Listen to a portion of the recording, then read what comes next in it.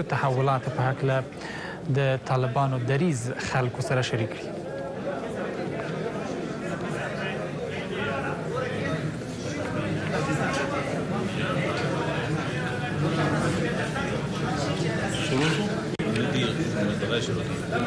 د یادونو وړ ده چې د طالبانو د ویاند ذبیح الله مجاهد لومړنی خبري کنفرانس دی. دا لومړی ځل دی چې هغه د تلویزیون په پرده څرګندېږي. تر اوسه پورې د دغه خبري کنفرانس د اجنډا په هکله څه نه دي ویل شوي، خو ویل کېږي د طالبانو ویاند ذبیح الله مجاهد به هیواد کې د وروستیو تحولاتو په هکله د طالبانو دریځ له خلکو سره شریک کړي.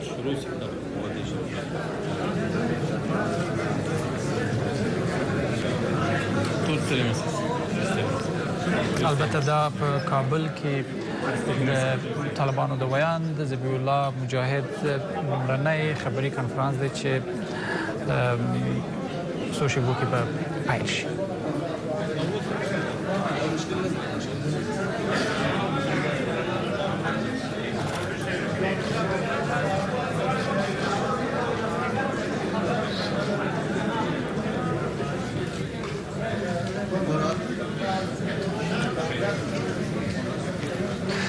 له دې وړاندې طالب مشرانو ویلي وو چې افغان سیاستوالو او نړیوالې ټولنې سره افغانستان کې د یو ټول شموله او پراخ بنسټه حکومت په جوړېدو په هکله سلا مشورې پیل کړي دي چې پایلې به یې ډېر ژر خلکو سره شریکې کړي. پخواني ولسمشر حامد کرزي او د ملي روغې جوړې عالي شورا مشر عبدالله ته نږدې سرچینې هم دا خبرې تاییدوي چې طالب مشرانو دوی سره د یو پراخ بنسټه او ټول شموله حکومت د جوړېدو په هکله خبرې کړي دي او په دې هکله سلا مشورې شوي دي. وګورو چې آیا د راتلونکي نظام د بڼې د راتلونکي حکومت د جوړېدو پر څرنګوالي هم په ننني کنفرانس کې څه ویل کېږي او که نه. دا د طالبانو د ویاند ذبیح الله مجاهد لومړنی خبري کنفرانس دی چې همدا شیبه د حکومت د رسنیو له مرکز څخه په ژوندۍ بڼه خپرېږي. دا لومړی ځل دی چې ذبیح الله مجاهد د تلویزیون په پرده څرګندېږي. تر اوسه پورې د دغه خبري کنفرانس د اجنډا په اړه څه نه دي ویل شوي، یا هم تر اوسه دغه کنفرانس اجنډا له رسنیو سره او خبریالانو سره نه ده شریکه شوې، خو ویل کېږي چې په دغه کنفرانس کې به د وروستیو تحولاتو په هکله خبرې وشي.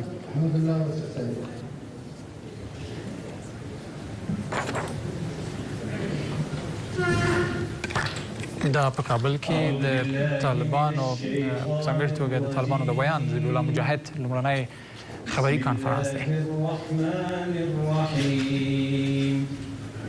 إذا جاء نصر الله والفتح ورأيت الناس يدخلون في دين الله أفواجا فسبح بحمد ربك واستغفر إنه كان توابا صدق الله العظيم.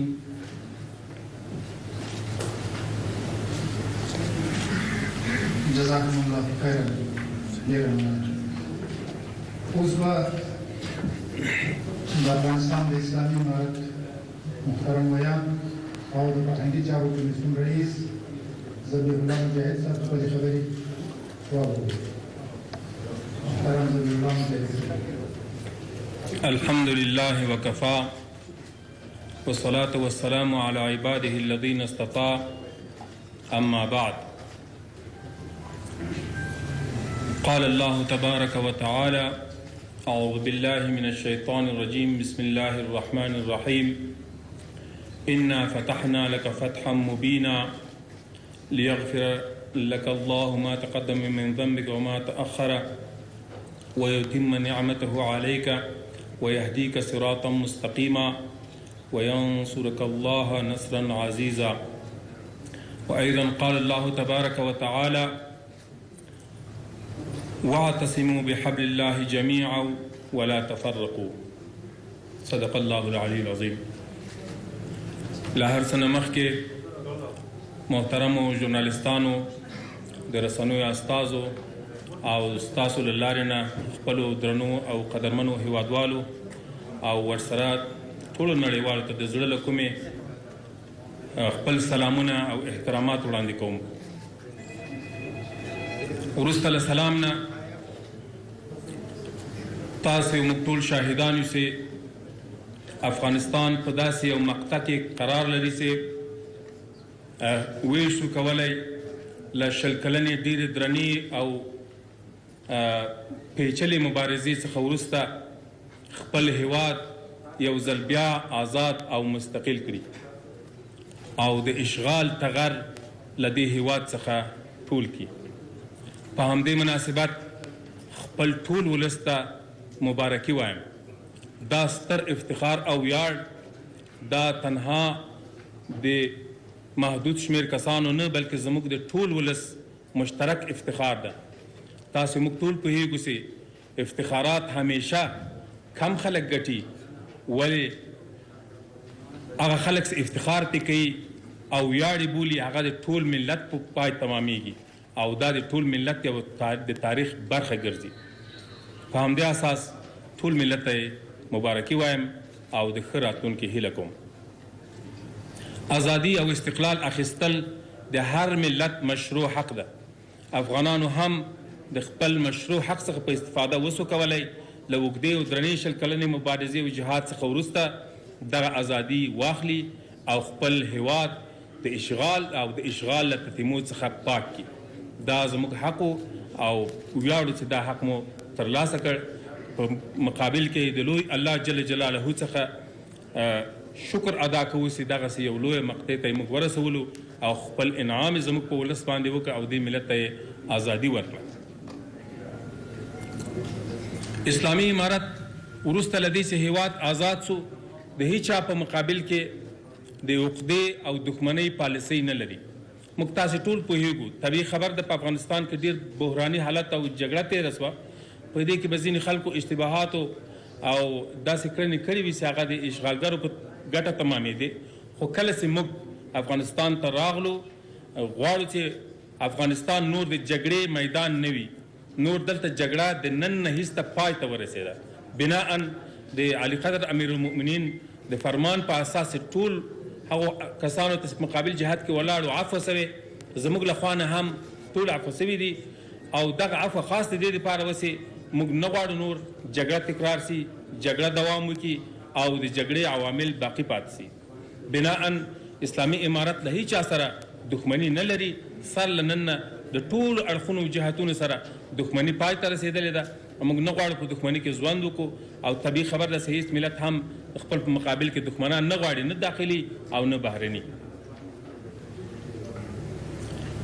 بلا شکه چې موږ په داسې یو تاریخي مقطع کې قرار لرو چې سیاسي نظام به جوړیږي. د دې دپاره چې رسنۍ او زموږ هغه منتظر هیوادوال او نړیوال هغه لږ ډاډه واوسیږي په سیاسي جوړښت باندې او د سیاسي پروسیجر په تکمیل باندې زموږ د مشرانو لخوا نه جدي بحثونه روان دي او په نږدې راتلونکي کې به موږ د دې شاهدان واوسیږو چې سیاسي جوړښت منځته راسي او یو قوي اسلامي هر اړخیز او افغانانو ته د منلو وړ نظام ولرو ان شاء الله تعالی. لکه څرنګه چې کابل د اسلامي امارت د ځواکونو لاس ته ورغی، طبیعي خبر ده دلته ځینې مشکلات پېښ شول، د امنیتي ستونزې او یا اندېښنې. اگر که موږ په دغه لوی تحول کې تر اوسه پورې د کابل په ښار کې او د مجاهدینو د راداخلېدو نه وروسته کوم تلفات نه لرو، ځاني تلفات چاته نه دي اوښتي، ولې ځینې اشوبګرې کړۍ هغو د مقطع نه په استفادې ځینې ناهنجارۍ او سرخوږی جوړ کړ چې په هغه اساس باندې اسلامي امارت متوجه شو څو د ښار امنیت ټینګ کړي. زه ټولو هیوادوالو خصوصا د کابل ښاریانو ته اطمینان ورکوم چې نور به د دوی امنیت بشپړ خوندي وي، د دوی سر مال او عزت به خوندي شوی وي. زموږ ځواکونه د کابل ښار ټولو اطرافو ته رسېدلي دي او امنیت ټینګ شوی ده. انشاءالله هره ورځ به د بلې ورځې په نسبت امنیت ټینګېږي. په دې امنیت ټینګونو کې طبیعي خبر ده افغانستان کې خصوصا په کابل کې بهرني سفارتونه میشت دي او د مختلفو هیوادونو سفارتونه دلته اوسېږي د هغو امنیت موږ ته ډېره حیاتي مهمه مسله ده. د دې په خاطر د هغو امنیت ټینګ سي. موږ ځانګړي ځواکونه په کار اچولي دي چې ټول هغه ساحه سي شنه ساحه ده یا سفارتونه پکې اوسېږي د هغو امنیت په فوق العاده ډول باندې تامین وي.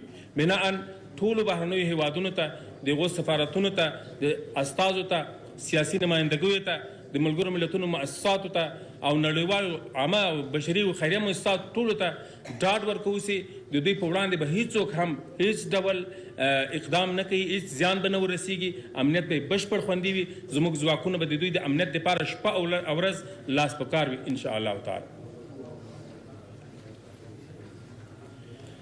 بې له شکه چې موږ نه غوښتل چې په کابل کې دغه تېرې سوې د لنډو ورځو ګډوډۍ دا رامنځته سي. موږ بناء د دې دپاره چې ښه وضاحت رامنځته سوی وي. اسلامي امارت وغوښتل چې کله ولایات تصفیه کېږي د کابل په دروازو کې زموږ مجاهدین او ځواکونه متوقف سي، وړاندې لاړ نه سي. ټولو ته امر سوی و چې حتی د کابل په هیڅ ولسوالۍ کې هم نظامي تحرکات ونه لري. د دې دپاره د انتقال پروسه په اسانۍ سره بې له دې نه چې تکلیف پېښ سي یا جګړه کابل ښار ته داخله سي او ګڼمېشت سیمه ده طبعا زیانباره سي، نو بې له دې نه باید موږ د باندې مسایل حل کړو او کابل ته په سوله ایزه ډول باندې زموږ هغه کسانو څوک چې راځي هغه را داخل سي او نظامي ځواکونه صرف د کابل د امنیت دپاره وي. خو متاسفانه باید ووایو چې تېرې ادارې بې کفایتي وکړه. تېرې ادارې ونه سو کولی چې په خپلو ژمنو باندې ودرېږي. وارخطایي پېښه سوه. له هغه له امله ټول امنیتي ځواکونه چې دلته په کابل کې مخکې له موږ نه امنیت ساتلی و، په حوزو کې اوسېدل، په بېلابېلو وظیفو باندې مکلف و چې باید امنیت وساتي، هغو مخکې له وخته تېښته وکړه، مخکې له وخته خپل کارونه پرېښودل. دا د دې سبب سو چې ځینې اشوبګرې کړۍ او داسې کړۍ چې هغه د ګډوډي غوښتونکي وو، هغو د اسلامي امارت له نامه نه په استفاده باندې په ځینو جونو کې په لوټ مار باندې شروع وکړه. ځینو خلک زورول پیل سول. موږ هم مجبور سو چې خپلو ځواکونو ته د امنیت د تامین په خاطر امر ورکړو چې ښار ته داخل سي. اگر که له دې نه مخکې موږ اعلامیه درلوده، ویلې مو چې کابل ته ښار ته په مسلح شکل نه داخلېږو، ولې دا زموږ مجبوري سوه چې د کابل ښار د څو اشوبګرو ته پرې نه دو او دلته بانکونه دي، سفارتونه دي، د خلکو عزت ته، د خلکو کورنۍ دي، دوی ته باید نجات ورکړو. موږ مجبور سو چې ځواکونه کابل ښار ته راننباسو. نو په همدې اساس د کابل ښاریان اوس باید ټول ډاډه واوسېږي چې د دوی امنیت بشپړ تامین سوی ده. بې له شکه چې موږ اورو او لیدل کېږي چې ځینې نړیوال د افغانستان له فعلي حالاتو نه کله کله اندېښنه کوي. غواړو نړیوالو ته د امریکا د متحده ایالاتو په شمول ډاډ او اطمینان ورکړو چې د افغانستان له خاورې نه به هیچ چاته زیان او ضرر متوجه نه وي. همداسې د سیمې هیوادونو ته، همدارنګه خپل همسایه هیوادونو ټولو ته ډاډ ورکوو چې موږ اجازه نه ورکوو چې د افغانستان خاوره د ګاونډیو او یا د نورو ملکونو په ضد استعمال سي او یا د هغو په خلاف استعمال سي. په دې اړه غواړو چې ټول نړیوال مطمئن اوسېږي، ډاډه واوسېږي. اسلامي امارت خپلو ژمنو ته متعهد ده. خو یوه خبره باید هیره نه کړو، نړیوال هم کله چې موږ سره تعامل ته داخلېږي، موږ هیله کوو چې د بین المللي اصولو په چوکاټ کې د معروفو او پیژندل شوو سیاسي تعاملاتو له مخې نه زموږ سره خپلې اړیکې تأمین کړي، خپل تشویشونه موږ ته اظهار کړي. موږ به د دوی د تشویش په رفع کېدو کې خپله وروستۍ هڅه وکړو. خو دا پېښه نه سي چې خدای مکړه زموږ او نړیوالو ترمنځ تنش پېښ سي، سیاسي کړکېچ رامنځته سي او دوی زموږ د دیني اقدارو، د دینی اصول او روایاتو په وړاندې باید ډېر درناوی ولري. ځکه افغانانو د دینی اصولو لپاره ډېر درنې قربانۍ ورکړي. حق لري چې په خپل هیواد کې د دین او شرعي اصولو په اساس قوانین رامنځته کړي، د هغو په اړه باندې د هغو په اساس پرېکړې وکړي او د خپلو خلکو لپاره یو نظام ولري. دا د افغانانو حق ده. موږ تاسو شاهدانو د نړۍ مختلف هیوادونه د خپلو ارزښتونو په چوکاټ کې بېلابېل قوانین لري. په ټول نړۍ کې واحد قانون نشته. اروپایي هیوادونه ځانګړي قوانینو مقررات لري، امریکا متحده ایالات ځان ته قوانین لري، عربي هیوادونه ځانګړي قوانین لري. زموږ په همسایه په ګاونډ کې هم مختلف قوانین د شاهدان یو. افغانان هم حق لري چې د خپلو ارزښتونو په دننه کې داسې قوانین رامنځته کړي چې هغه د موږ د خلکو په ګټه دي، زموږ د خلکو د عقیدې سره او د هغو د غوښتنو سره برابر دي او په دې باندې باید هیڅ نړیوال تشویش ونه لري او زموږ دغه درنو ارزښتونو ته باید دوی هم درناوی ولري. د ښځو موضوع یوه مهمه موضوع ده. اسلامي امارت متعهد ده چې د ښځو حقوقو ته د شریعت په چوکاټ کې پابنده واوسیږي زموږ د خویندو مندو هغه حقوق چې الله جل جلاله په شریعت کې ورکړي دي او زموږ د ملت ارزښتونه ایجابوي هغه ټول ورکړو.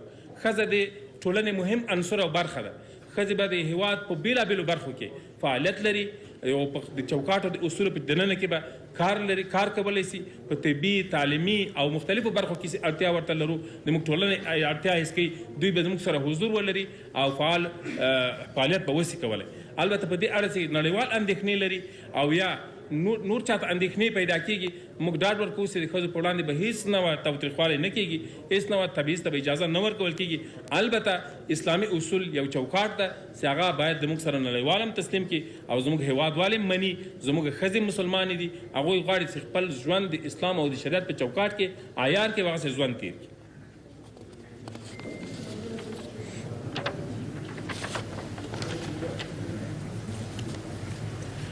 موږ امیدوار اوسو کله افغانستان له جګړې نه راوځي موږ د اقتصادي زیربناو د بیرته جوړېدا او د جنګ له هغه ورانیو نه د بیرته راوتا په خاطر جدي اقتصادي ګامونه واخلو. له نړیوالو هیوادونو سره مخکې زموږ تعاملات په درناوي بناو. له ګڼو هیوادونو سره ما په دې باندې خبره کړې ده چې افغانستان ته اقتصادي منابع متوجه کړي او په افغانستان کې پانګونه وکړي د افغانستان له اقتصاد سره مرسته وکړي زموږ سره زموږ د هیواد په بیرته رغونه او آبادي کې موږ سره همکار اوسیږي. په همدې خاطر اسلامي امارت ټولو هیوادوالو ته ډاډ ورکوي چې انشاءالله موږ به وسو کولی په ډېر لنډ وخت کې او په لنډو کلونو کې خپل هیواد تغییر کو او مثبت تغییر د ټولو خلکو اقتصادي وضعیت به ښه کېږي. ځکه موږ یو شی حس کوو چې هر افغان د خپل شخصي ژوند ښه کول غواړي. کله چې دا احساس له افرادو نه راټولیږي په ټولنه کې بدلیږي طبیعي خبره ده ټوله ټولنه به یو لوی تغییر مثبت تغییر په اقتصادي برخه کې لري په تجارتي برخه کې به لري. دې لپاره هغه اساسي شرط چې امنیت ته هغه موږ خوندي کړی او انشاءالله نورو متحدو چې امنیت ته راولو او یو جامع نظام به جوړوو او داسې حکومت به د خلکو خدمت کوي چې هغه متحد وي هغه د خلکو خادم وي په خلکو باندې مسلط نه وي بلکې د خلکو د ګټو لپاره د دنیا او آخرت د ښېګڼو لپاره کار وکړي انشاءالله. غواړو یو ځل بیا په پای کې د ټولو رسنیو ته اطمینان او ډاډ ورکړو. زموږ تعامل به د رسنیو سره د اصولو په چوکاټ کې وي د رسنیزو اصولو په مبنا به بنا وي. موږ غواړو ټولې رسنۍ خصوصي رسنۍ هغه ازادې واوسیږي خپلواکې واوسیږي خپل بې پرې نشراتو ته دوام ورکړي او البته درې غوښتنې موږ له رسنیو لرو. هیله کوو چې دا د دوی د اصولو سره هم مخالفې نه وي او دوی هم موږ سره ومني. اول په افغانستان کې اسلام مهم ارزښت ده. د اسلام د اصولو خلاف او د اسلامي ارزښتونو خلاف نشرات په افغانستان کې کېدل دا به طبیعي خبره چې رسنۍ زموږ سره نه ومني چې ویې کړي. بناء د اسلامي ارزښتونو په چوکاټ کې دننه ټول ازادي رسنۍ لري کولی شي آزاد راپورونه ورکړي آزاد پروګرامونه جوړ کړي او آزاد خپرونې وکړي. همداراز بې پرېتوب د رسنیو یو مهم اصل ده. هیله کوو چې رسنۍ بې پرې واوسیږي بې طرفه واوسیږي په قضایاو کې بې پرې برخورد وکړي. موږ غواړو چې رسنۍ په موږ باندې سالم انتقاد ولري څو راتلونکې اداره خپلو نواقصو ته متوجه سي راتلونکې اداره خپلو نیمګړتیاو ته متوجه سي او وسي کولی د تاسې ځوانانو رسنیو په مټ خپل نواقص درک کړي او علاج یې وکړي څو ټولنې ته ښه خدمت رامنځته سي. نو په دې اساس د ټولو رسنیو هیله کوو چې رسنیز فعالیتونه بې طرفه او بې پرې وساتي او آزاد یې وساتي.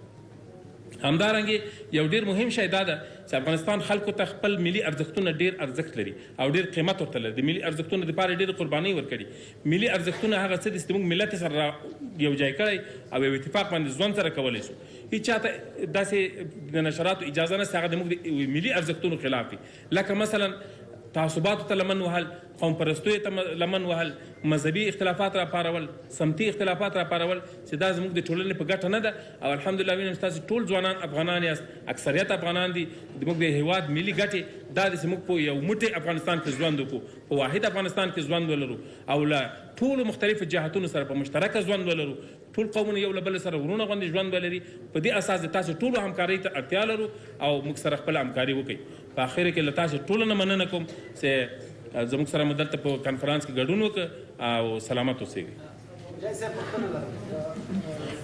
رسنۍ به موږ ته رسنۍ هلته یادېږي نومان اخیستل کېږي زه تاسو ته ځواب وایم یو شی تاسو ته ووایم چې زه به انشاءالله ستاسو په خدمت کې یم په ډېرو ګڼو ورځو کې به کانفرانسونه لرو تاسو ټول سوالونه به ځوابېږي خو د اوس دپاره چون وخت کم ده ما ونه سو کوی په خپل وخت راورسېږم ځکه په زه یو ډېر لرې ولایت کې وم او ډېر اوږد سفر مې درلود ساعت 2 ساعته مخکې را رسېدلی یم بناً ومې غوښتل چې تاسو انتظار ونه اوسېږئ مقدماتي ناسته مو وکړه وروسته به انشاءالله بیا سره کینو آل سوالا میشه من جواب میتونم همه این شما را میشه سوال میشه برادر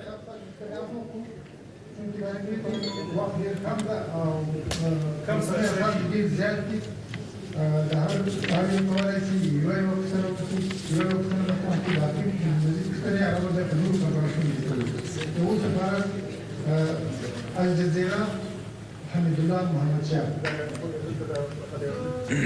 کیږي نور تم نوبت رسیږي انګلیسي به ښه وایي انګلیسي به الجزیره انګلیسي. Hello, my name is Shana Dallas. I'm with Al Jazeera English. I want to talk to you about women's rights and girls' rights. I'm concerned about whether women will be allowed to work, that girls can still go to school.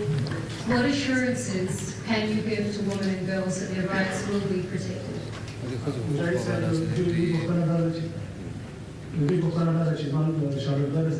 موږ سره ترجمان شته ترجمه کوي زه ترجماني کوم کاته په زور پښتنه دا د ښځو حقوق په اړه ما کې نزدیک ځه نه د کښ کوي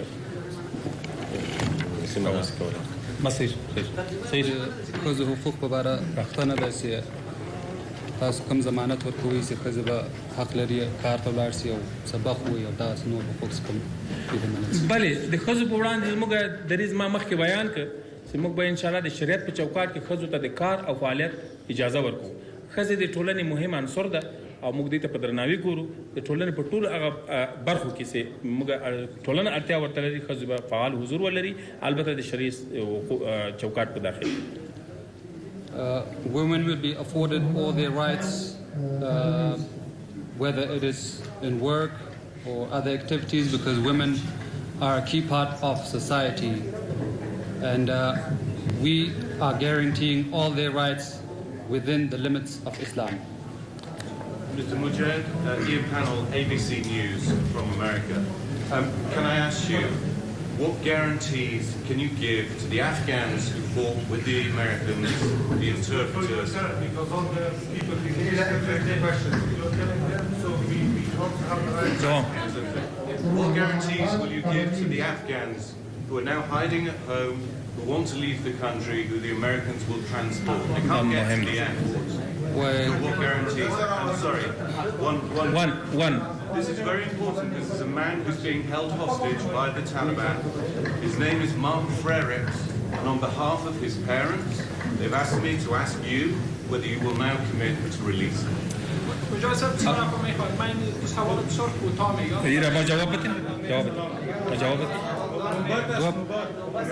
دوه پوښتنې دي یو داسې هغه خلکو ترجماني کړې ده امریکایانو سره یا نور کارونه کړي دي هغوی د امنیت په باره څه ډاډ ورکولی شي او دویمه پوښتنه دا ده هغه قراردادي چې ورک شوی ده په خوست کې وایي هغې کورنۍ له طرفه دوی وایي تاسو موږ پرېږدي که بینم ببخشید سوال اول درباره رفتنشان به خارج که میرن آیا میتونن به خاطر آرام از کشور براین و سفر بکنن؟ در این مورد میخوایم که اطمینان بتون به تمام هموطنان ما که در صف مقابل بودن چه ترجمان بوده چه فعالیت نظامی داشته چه در بخش‌های ملکی همکاری کرده ما همه را مورد عفو قرار دادیم نمیخوایم با هیچ کسی برخورد انتقام جویانه داشته باشیم و میخوایم جوانایی که استعداد دارن در اینجا بزرگ شدن خاک افغانستان خاک خودشان است این خاک را ترک بکنن یا جای دیگر برن این را نمیخوایم هرگز نمیخوایم این سرمایه ما هستند باید در کشور بانن ما از تریبیون شما به تمامشان اطمینان میتیم که عقب خانه آنها یک کسی نمیره که وارد تفتیش بکنه یا از وا سوال بکنه که چرا در افغانستان حمایت کردن یا ترجمه کردن به هر صورت بازم از تریبیون شما برشان اطمینان میتیم که به خاطرشان هیچ خطری متوجه نیست و در مورد قراردادی که پرسان کردم در اون مورد معلومات ندارم شاید قضیه سالهای قبل باشه سالهای جنگ که من فعلا معلومات در مورد ندارم.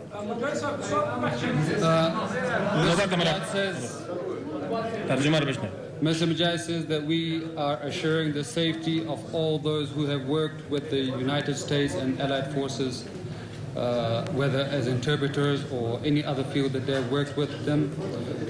As for their talents and their skills, we do not want them to leave the country. We want them to serve their own homeland. As for the contractor, there was perhaps he's gone missing, as reported by the media. We do not have any information about him at the moment. تاسو نوبت سره وای تاسو نوبت سره خبريال نو مر مهرباني زه له خپل انتخابي خبريال بله د سکرټریس نورې تر بدانه چې تاسو هغه خلکو چې تاسو راځي چې نه کندل او په زیاتونه کورنۍ اوس د کابل هوایي ډګر دروازې پرې شوي او تاسو د راتګ سره د لیکنې ولې دوی وړي چې هیواد بهر تاسو به څه ډول ورکوي چې دوی بله د تاسو له لارې نه غوته اطمینان ورکو سراس خپل کورونو ته هیڅوک په غو باندې کار نه لري د اسلامي امارت مشرتابه امر کړی چې په کابل کې هیڅوک هم تعقیب نسی هیڅ چاته څوک څه ونه وایي البته څوک چې تعقیب شوي دي یا چاته څوک ورغلي دي کور ته د هغو لپاره موږ شمیرې عامې کړي هغه سو استفاده کوونکي اشخاص دي چې موږ هغه نه تاییدوي هغه زموږ افراد نه دي زموږ افراد هیڅوک نه تهدیدوي او بیا وایم چې تاسې په کراتو ولیدل چې په زرګونو عسکر چې موږ سره جنګېدلي وو زموږ وینه یې تویې کړې وه په دې هېواد کې د بهرنیو سره ولاړ وو 20 کاله جنګ کړی وو ولې کله چې زمان راغی چې اشغال پای ته ورسېده موږ هغو ټولو ته عفوه کړې ده بناء کومې کورنۍ چې په میدان هوایي کې د ویرې له وجې نه هلته انتظار کوي د تګ باید دا اوس بیرته راوګرځي خپلو کورونو ته هېڅوک هغوی نه تعقیبوي هېڅوک هغو ته ضرر نه رسي او موږ ډاډ ورکوو چې د او عمر دپاره به څوک هغو ته ور نه سي چې تاسې چې کړي وو یا څه نه وو کړي هیله کوم چې هغه مطمئن سي او ویره ونه لري په نوبت سره کې په نوبت ټولو ژورنالستانو ته هیله کوم چې نوبت مراد کړي ټولو ته نوبت رسېږي د یو سوال ځواب خالد یکزاد ټولو نیوز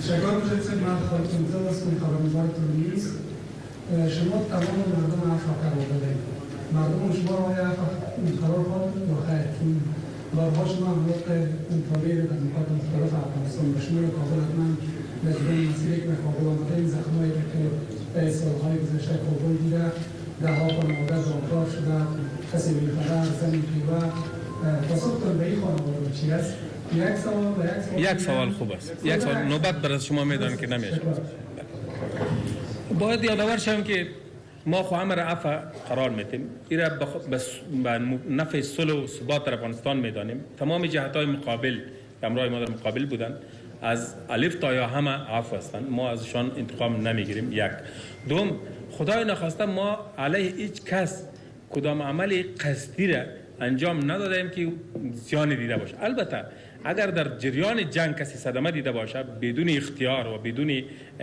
از اینکه کسی قصد ضررش داشته باشه این حالت عوارض جانبی جنگ است که ما جنگ فعلی را که 20 سال دوام کرد و یک نیروی بزرگ اشغالگر را شکست دادیم ممکن نبود که تا بعضی از التیامات و زخمار ما متقبل نشویم و کشور ما آزاد شود این ممکن نبود شما میدانید که خود ما هم در این صدمه دیدیم خانواده های خود ما هم در اینجا ضرر دیدن افراد خودش با خود بم بسته کردن خود وسیله قرار دادن و علیه دشمن اقدام کردن در این یک حالت اگر با کسی بدون اختیار در یک حالت اضطراری یا حالتی که غیر قابل کنترل بود زیان دیده باشه قابل تاسف است ما این از عوارض جانبی جنگ میدانیم و هیچ جنگ بدون از این شده نمیتونه ولی 100% اطمینان میدیم که هیچ حمله ما هم علیه مردم ملکی و علیه مردمی که در جنگ دخیل نبودن قصدی نبوده با اساس بعض از مشکلات بوده که یا با اساس مشکلات تکنیکی رخ داده و یا با اساس مشکلات دیگری که باز هم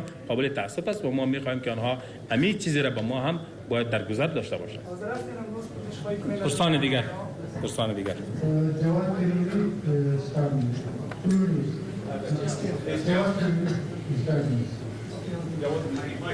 جناب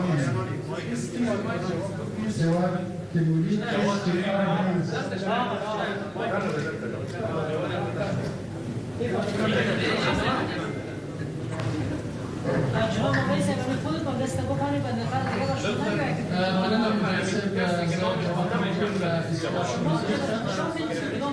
ببخشید آرامش تحفظ کنید. ببخشید. مجاهد صاحب نن درېیمه ورځ ده چې کابل ښار ته طالبان داخل شوي دي. تقریبا 3 ورځې وشوې. تاسو مخکې یادونه وکړه چې هلته نه کوم مقاومت شته دی، نه کوم بل نظامي مرکز شته دی چې هغه د نه وي نیول شوی. مګر اوس هم که ښار ته وګورو د ښار فضا ډېره نظامي ده. په ښار کې ډېر نظامي کسان د وسلو سره تاویږي، خلکو ته یو تشویش یو ډول جوړ کړی دی. او دغه راز دولتي امکانات چې تقریبا بیت المال دی، بیت المال ګڼل کېږي، داسې په یو بل ډول استفاده کېږي، خلکو سره تشویش او اندېښنې دي دې په اړه. د خلکو د ښار نظامي بڼه بېرته تاسې پوهېږئ چې د ښار کله سیاسي حالت کې تغیر شول، دلته یو ډېر لوی اشوب ته لاره خلاص شوه او خلکو په غلا او په چورو په تالانو د خلکو په عزتیو لاس پورې کړ. د دې وضعیت د کنټرول لپاره موږ مجبور اوسو ډېر جدي چلند وکړو. اوسنی حالت د کم وخت لپاره ده، ډېر زر ښار بیرته عادي حالت ته راګرځي. زموږ ځواکونه فقط په اضطراري حالت کې دي چې وضعیت کنټرول کړي. هغه خلک چې بې ثباتي راپېښوي یا د خلکو په وړاندې درېږي، د خلکو ځورونې ته لاس اچوي، د هغو کنټرول وکړو. د دې په خاطر موږ مجبور وضعیت نظامي وساتو د لنډو ورځو دپاره. بیرته به ښار عادي کېږي. ټولې حوزې فعالیت یې اوس شروع کړی ده او موږ بوخت یو په تدریج سره د ښار بېلابېلې برخې امنیت ته راګرځوو او ډاډه کوو. او د بیت المال د استعمال په اړه باندې هم زه تاسو ته ډاډ درکوم چې د اسلامي امارت مجاهدین هیڅ شی هم په غیر شرعي توګه باید نه استعمالوي. البته که په موټرو کې ګرځېدا ده، اسلحه ګرځول دي او اوس که دا نه وي طبیعي خبره ده. دا موږ تاسې امن چې کوم لرو یا ورته سترګې په لاره یو چې امنیت راسي، د دې موږ نه چکتنان کېږو. دا اړتیا او ضرورت ده. بل اسمت خاورین پژواک اژانس. اسمت خاورین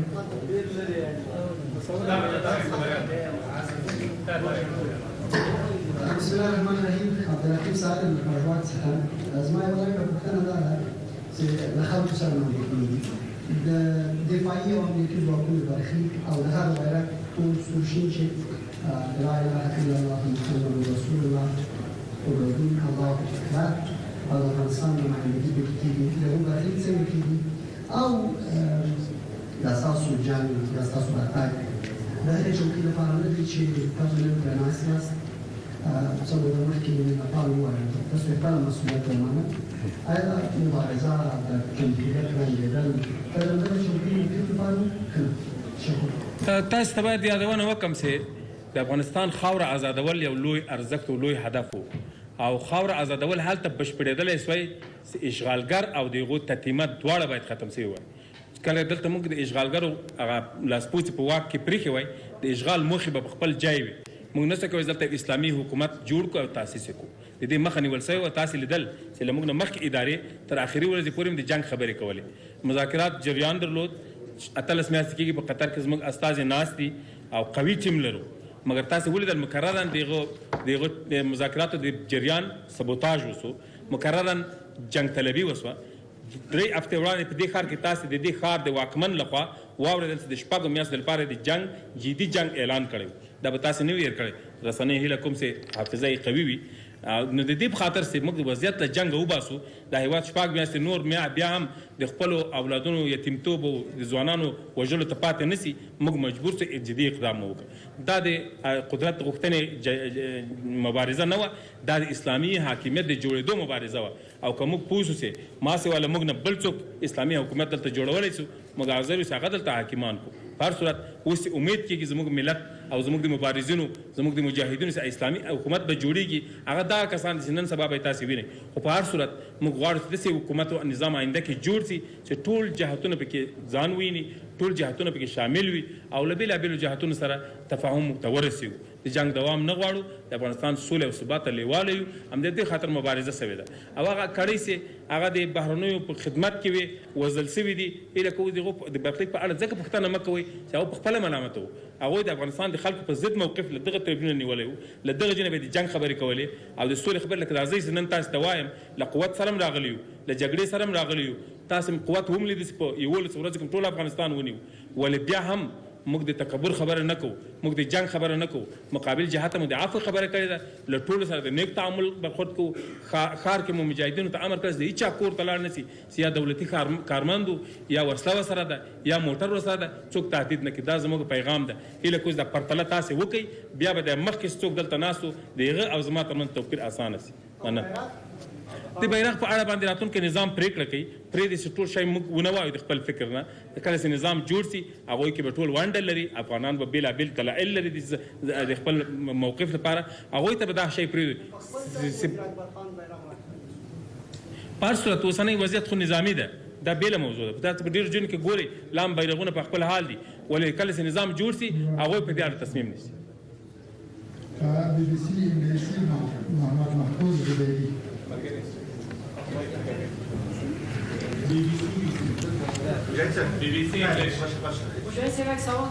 زبیدي صاحب سوال خود تکمیل. زیدی صاحب بله.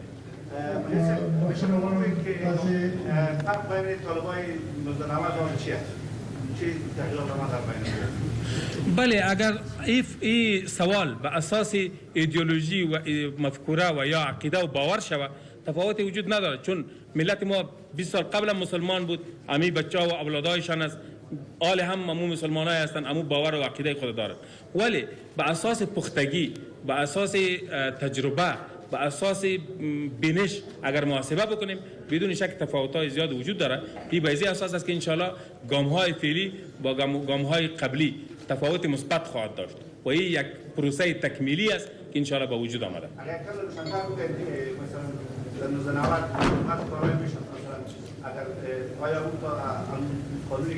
طبیعی است در این مورد قانون را بگذاریم به نظام آینده که نظام ساخته میشه، آنها تصمیم بگیرن که چه قوانین را تصویب میکنن و چه قسم قوانین را برای مملکت مصلحت میدانن.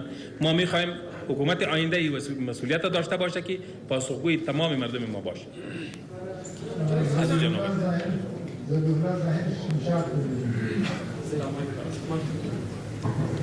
ظاهر صاحب پختن لازم پختن ډیر زیات قانون دی چې مثلا د اسلام په اړه کوي. زما په نظر دا چې تاسو اشاره کوئ نو په خپل خبرو کې هغه دا چې تاسو ولې داسې نظام جوړیږي راځي اوسه کله چې رئیس جمهور غني کله دی تاسو کارو باندې واکول شوي یاستئ، افغانان د ملک رهبري نه لري، په دې سره نشته چې تاسو قرارداد کې رهبري نشته.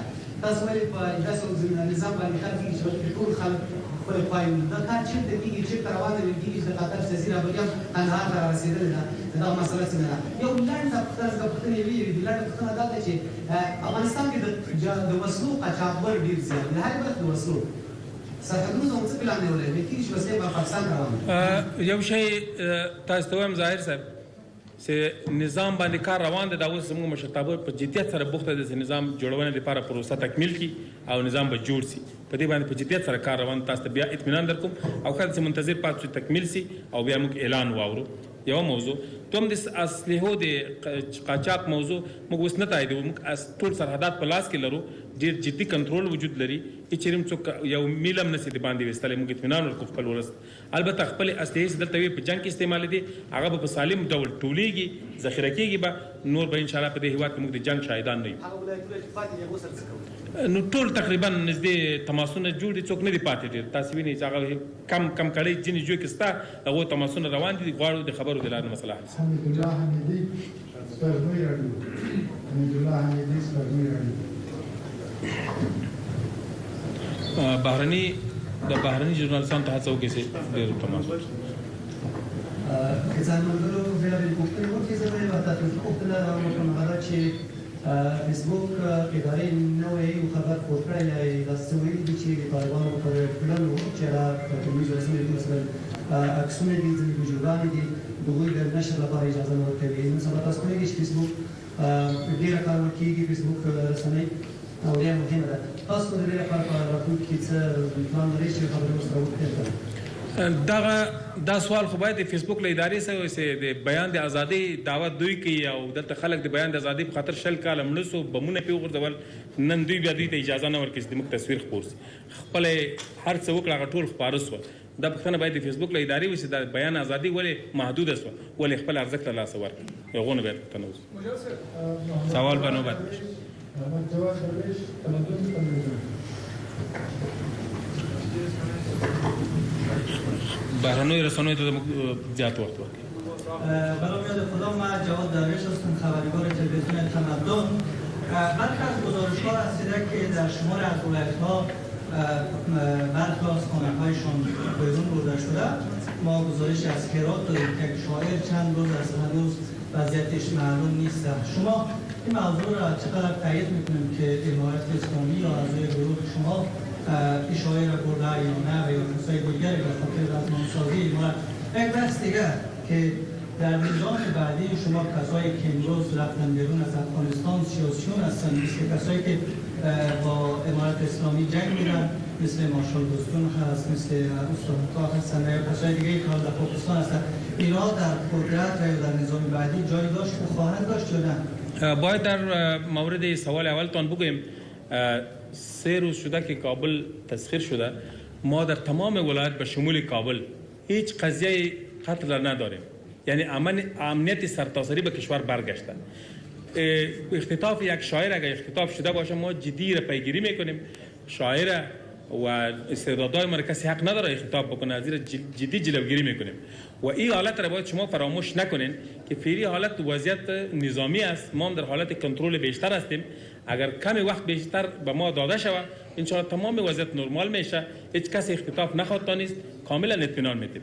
ولی یک چیز متوجه باید باشم که نسبت فعلی را با یک هفته قبل اگر شما مقایسه کنین بسیار تفاوت آمده که انسان‌ها جان خود از دست نمیتن. وضعیت خوب شده، بهتر شده. رئیس هر روز به نسبت دیگر ما به طرف امنیت زیادتر پیش میریم ان شاء الله. در مورد سرای مختلف که از کشور بیرون هستند ما نمیخوایم یکی از آنها بیرون باشن. این کشورشان است. افغانستان خانه مشترک ماست، ارزش‌های مشترک داریم، کشور مشترک، دین مشترک، ملت مشترک هستیم و با هم میخوایم که از مشترکات خود جمع شویم، با هم یک جا باشیم. با وجود از اینکه جنگ پیر شده، مشکلات پیر شده، ولی ما ایره که عفو قرار دادیم. به این معنی است که ما دیگر نمیخوایم با هیچ کسی هم دشمنی داشته باشیم و دشمنی تعقیب هم نمیکنیم با کسی.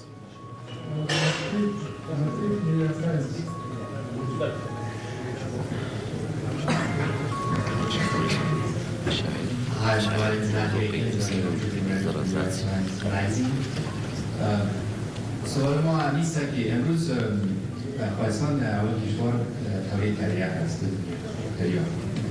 و این مشکلات 40 سال است و برای شما معلوم است که تنها حکومت که تونستی تریاک بند کردن حکومت طالبان بود سال 2000. اگر شما حالی قصد این تولید مواد مختلف بند کنید و بتونید این تریاک بند کنید بدون بند بلدی؟ بله، ما کاملا اطمینان میتیم به هموطنان خود با جهان که افغانستان دیگر مرکز تولید تریاک و خشخاش نخواهد باشه. ما در سال 2001 اگر شما به یاد داشته باشین کشت خشخاش را یا تریاک را در افغانستان به صفر رسانده بودیم. متاسفانه که کشور ما مورد اشغال قرار گرفت و پس زمینه سازی شد قصداً که کشت خشخاش عام شود و تجارتش هم به سویه حکومتی جریان داشت. از این به بعد انشاءالله افغانستان حاکمایی را نخواهد داشتن که تجارت خشخاش بکنن، قاچاق بکنن و ضد مردم خود باشن. ما امروز که وارد کابل شدیم یک جمع کثیر از هموطنان خود، جوانای خود دیدیم که متاسفانه آنها در بیخای دیوارها شسته بودن، تریاک و یا پودر میکشیدن. این قابل تعصب بود. چیزی را که من در کابل دیدم بسیار من رنج داد. همین چیز بود که جوانا به سرنوشت با یک آینده بسیار ناروشن مواجه بودند. متاسفانه از این به بعد انشالله افغانستان کشور کشتی خشخاش و یا جای تولید خشخاش نخواهد باشه، ولی این کمک‌های بین‌المللی نیاز داره. جهانیان باید با ما کمک بکنن که ما با زارعینی که کشتی خشخاش میکنن بدیلی داشته باشیم. اگر بدیل را ارائه بکنیم و بتانیم که مؤثر گامایی را برداریم، در سال‌های نزدیک انشالله پس کشتی خشخاش و تولید یا تجارت خشخاش صفر میشه انشالله.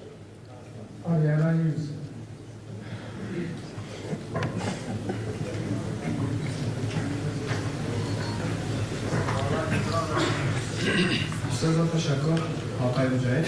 من سمیع جایش هستم، خبرنگار رادیو نیوز. سوال من است که مردم افغانستان منتظر چی و نظام روشن؟ آیا نظام امارت اسلامی یا نظام دیگری؟ شما جریان دیگر سیاسی را در حکومت ضعیف می‌سازید؟ آیا یک حکومت در مشروط تشکیل می‌دهید؟ و سوال دومی است که مردم افغانستان کارمندان ادارات دولتی مردان و زنان می‌توانند به انتخاب بروند؟ چی وقت بروند؟ باید بگوییم که افغانستان انشاءالله یک حکومت قوی و اسلامی خواهد داشت. ایره که باز اسمش چی می باشه، مشخصاتش چی می باشه، بهتر است بگذاریم به سیاسون، چون آنها در این مورد جدی زیر بحث همین موضوع قرار دادن و بگذاریم وقت برشان بدیم و اطمینان میتیم که افغانستان دارای حکومت قوی و اسلامی خواهد باشه که با ارزش‌های ما و شما، با منافع ما و شما متحد باشه و خلاف مردم خود نباشه و انشاءالله در او حکومت افغان‌ها خود را خواهد دید. ما کوشش میکنیم، تلاش میکنیم تمام افراد را قناعت بدیم که در نظام آینده جمع شوند که با ما مخالفت‌های داشتند. در این مورد بحث هم جریان داره، انشاءالله منتظر میمانیم که فیصله‌های خوبی پیش بیاید.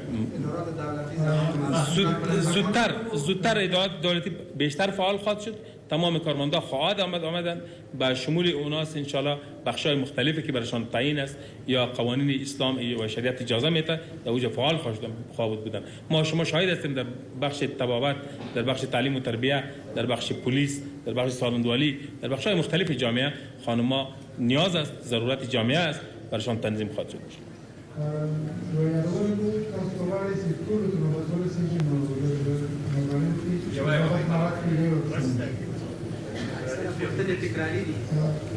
او الى كوسي رساني one for the English press.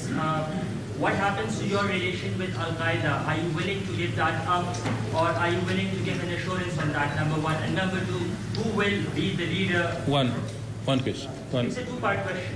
So, who will be the leader from the Taliban who can possibly be the face of Afghanistan now that in the absence of a leadership when President Ghani is not here? Thank you. یو د القاعده د اړیکو په اړه د تاسو تیار یاست سره اړیکې پرې کړئ او دومره پوښتنه ده چې اوس په حال رهبریت موجود نه ده په افغانستان کې، نو تاسو له طرف به څوک رهبر معرفي کیږي؟ بله، موږ باید ووایو چې د بهرنیو جنګیالیو په مورد یو شی باید مطمئن اوسي چې نړیوال هم او موږ هم چې افغانستان به د هیڅ چا په خلاف نه استعمالېږي. موږ به اجازه نه ورکړو چې زموږ خاوره د بل چا په خلاف استعمال کړي او په دې مورد کې هر هغه څوک چې غواړي زموږ له خاورې نه استفاده وکړي د نورو ملکونو په ضد، موږ هغو ته دلته د فعالیت اجازه نه ورکوو، دلته به د استوګنې اجازه نه لري. دومره داسې نظام جوړېدونکی ده، رهبریت قائم ده، انشاءالله مشکلات به حل کیږي.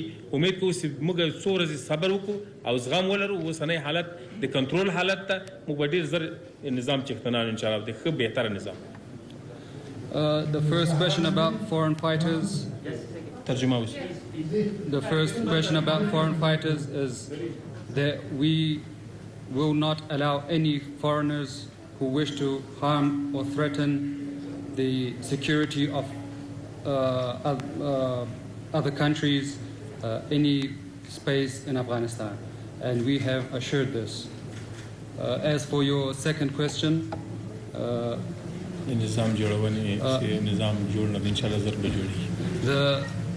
as for the government setup, we are still working on it, and hopefully we'll reach that stage soon.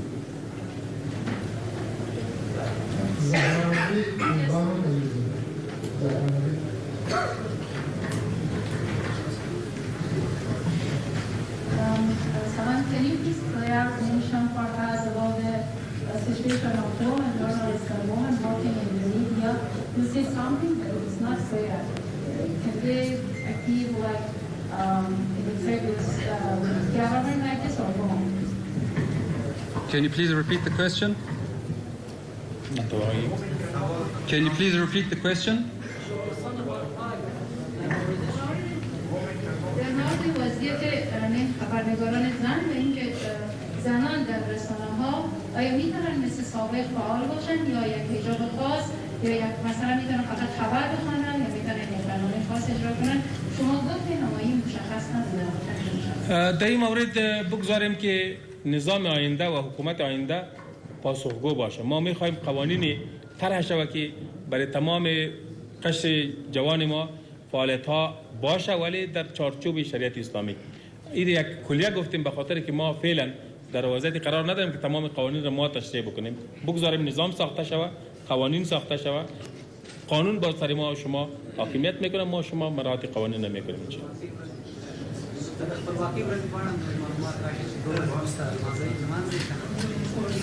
سوال وکړئ تاسو. جوادي العربيه څو رسنۍ جواب صاحب تاسو څو رسنۍ جواب تعداد څو؟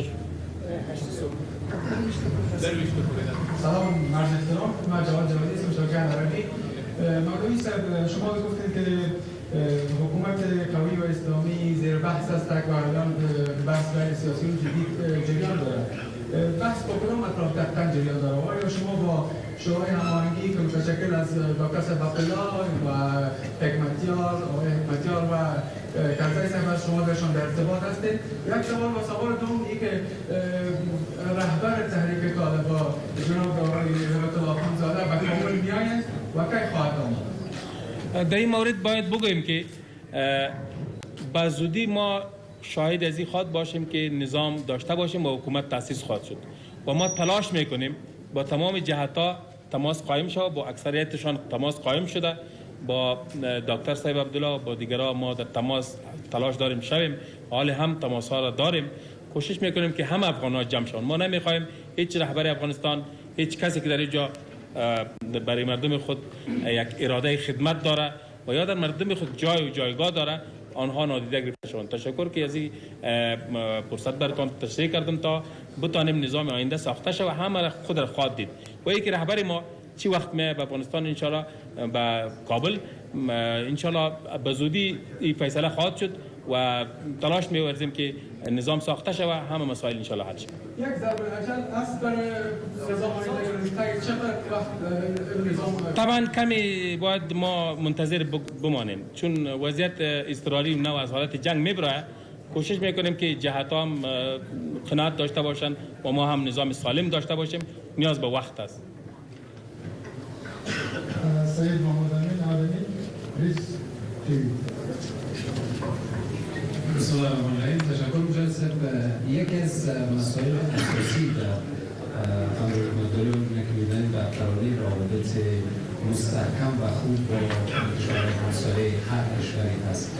برنامه مشخص شما برای گسترش روابط منطقه‌ای و پس از آن در گام گسترش روابط با همسایگان و پس از آن گسترش روابط منطقه‌ای چیست؟ ما پیشتر گفتیم که افغانستان می‌خواهد به خاطر ارتقای اقتصادی روابط حسن با همه کشورها داشته باشه. از این خاطر که ما کشور خود را آباد بسازیم، از این بحران بیرون شویم، نیاز به تعامل و تعلقات خوب با کشورهای همسایه و کشورهای دور نزدیک داریم. به این خاطر ما تلاش داریم که تماس ما و روابط ما با کشورهای همسایه طبق اصول دیپلماتیک جهانی و همچنان اصول همجواری و در احترام متقابل باشه. تشکر از اینکه شما همه آمدین و اینجا تشریف آوردین. وقت ما بسیار کم است. ختم میکنیم. سلامت باشید. سلامت باشید. سلامت باشید. سلامت باشید. रोजनामा कुदरत की वीडियो देखने के लिए अभी YouTube channel पर सब्सक्राइब करें और bell icon पर भी क्लिक करें।